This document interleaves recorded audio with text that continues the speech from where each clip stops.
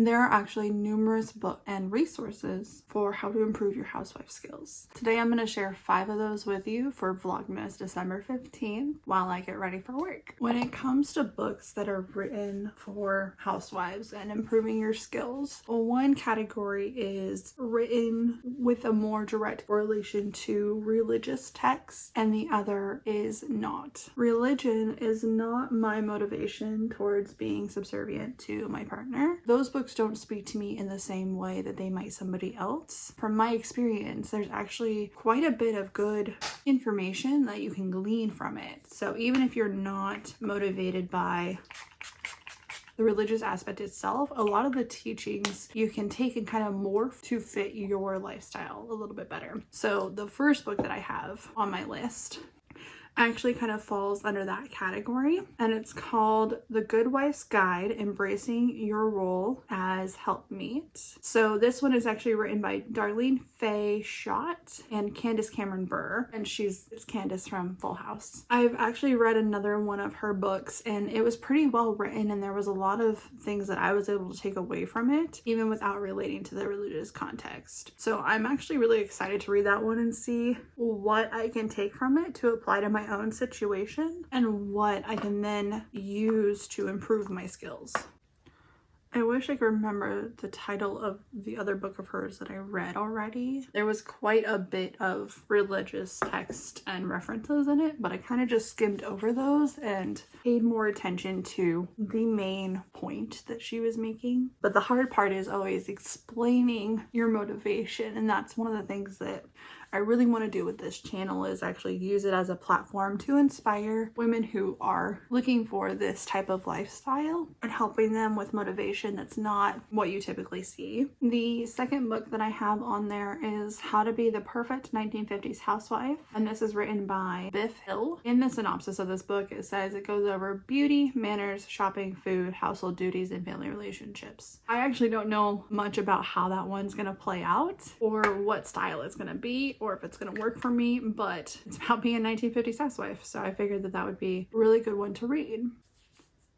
If I remember right, that one actually said that it had a little bit of comedic style to it. There's actually another one that I have that's written like that is mostly satire.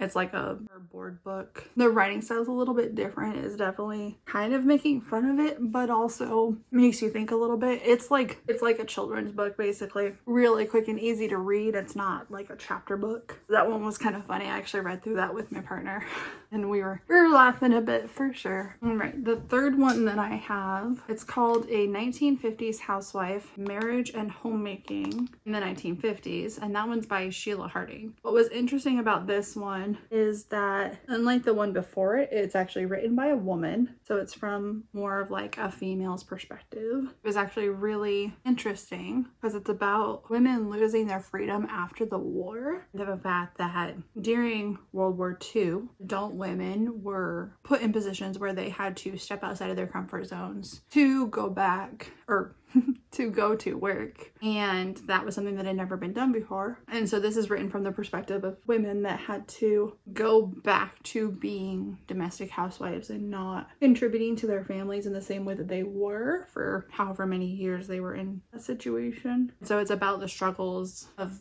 going from working back to housewife life, what that looked like. But I feel like there's a lot of room for really good lessons to be learned from that situation, because so many of us want to go back to a housewife life but don't necessarily have great guidance on how to do that when our society is pushing and needing us to work in order to survive. The quote on the back says, "Useful first-hand accounts for those with love of all things kitsch and vintage." That one seems really interesting. It seems like it may not be the perspective of what my goals are necessarily. With so much of this stuff, you really have to take it with a grain of salt manual and apply it to your specific situation so that it suits your family's needs, because everybody is going to want something different from their relationship, from their household, and how they manage their household, all of that. And that's what's great. It's just having the freedom to make those decisions. The fourth one that I have is called 100 Ways to Love Your Husband. That's by Lisa Jacobson. And that one I think is just a insight to some of the different ways that men receive love and respect. I've already read a book, I think it's called The Empowered Wife, that, really went into the fact that men view respect the same way that women do love. So as much as like women crave and need love and affection, men crave and need respect. And that's kind of like, for many people, what their love language looks like, or what their love languages are based around, is feeling and being respected.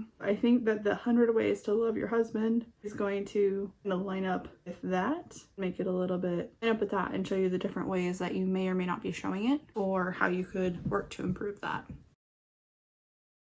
The fifth book that I found to read in 2024 is called Ladies' Book of Etiquette and Manual of Politeness by Florence Hartley. And this one seems like a very old-fashioned etiquette book. It's one that probably would have been like an educational manual for girls in school. And I absolutely love the idea of etiquette and it being more popular. So a lot of people think that etiquette means something along the lines of just being stuffy and witty and, kind of egocentric. But the definition of etiquette actually means to make those around you comfortable. If you go to the grocery store and you're doing old-fashioned etiquette, that's actually not etiquette for that environment, because more people are going to be uncomfortable by your behavior than they are going to be comfortable, because it's not something they see all the time. Etiquette is about behaving appropriately for the comfort of others in your environment, whatever that environment is. Different countries especially are really good examples of this.